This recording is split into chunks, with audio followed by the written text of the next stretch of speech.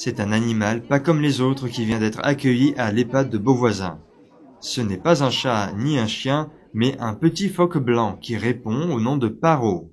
Ne vous méprenez pas, Paro est un robot, un concentré de technologie avec une frimousse attachante et une douce fourrure blanche.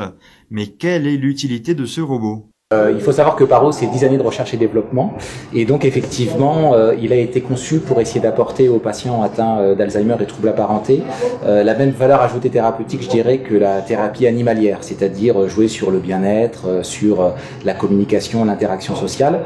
Et donc, voilà, il a été conçu au Japon, il est toujours fabriqué là-bas. Et effectivement, au début, le professeur Shibata, donc, qui a inventé Paro, a eu la présence d'esprit, je dirais, d'essayer avec un robot chien, un robot chat et un robot phoque pour voir comment les personnes interagissaient. Et il s'est rendu compte en fait assez rapidement que le résultat était moins bon avec des animaux familiers plutôt que des animaux dont on ne connaît pas ou peu forcément la démarche, tel qu'un phoque en fait. Parce que chien et chat créaient plus de confusion dans l'esprit. Est-ce que c'est un vrai, est-ce que c'est pas un vrai, pourquoi est-ce qu'il bouge pas?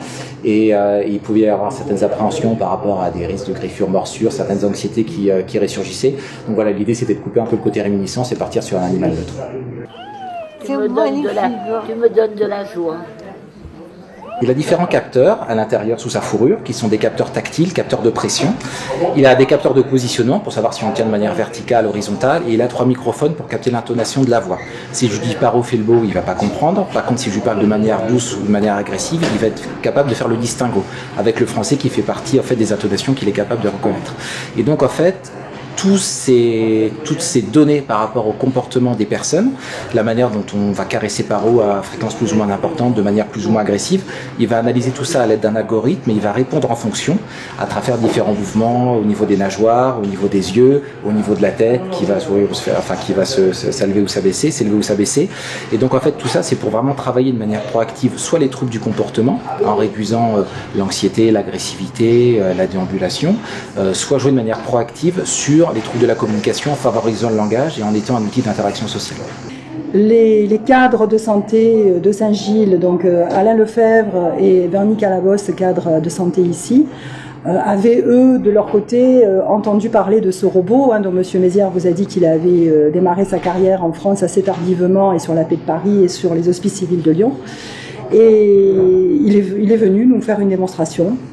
Nous avons trouvé ça intéressant dans le cadre de ce projet d'établissement que je porte sur les 2 EHPAD, qui est basé sur la réduction importante des médicaments et les prises en charge non médicamenteuses et l'approche un peu plus empathique et de la personne âgée, en particulier de celles qui souffrent de troubles du comportement.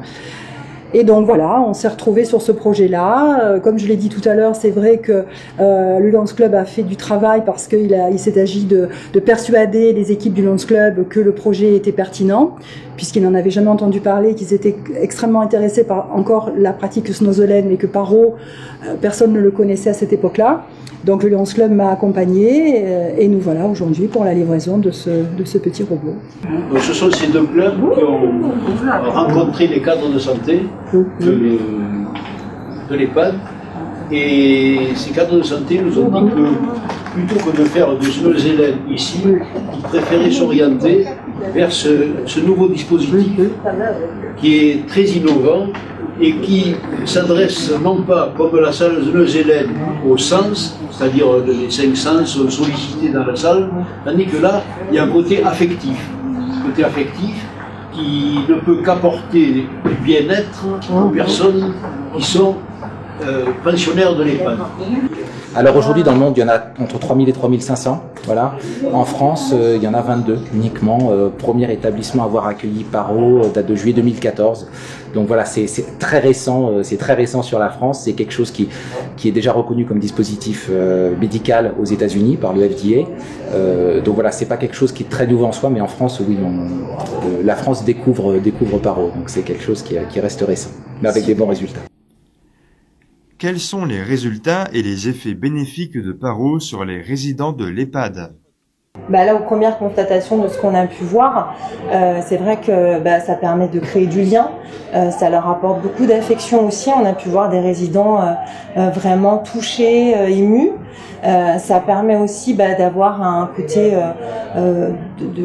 d'apaisement, mais aussi de câlin. Ça leur a permis de ressentir des émotions, de faire ressurgir peut-être des choses aussi issues de leur passé, puisque certains vivaient avec des animaux et que malheureusement ici ils n'en ont plus.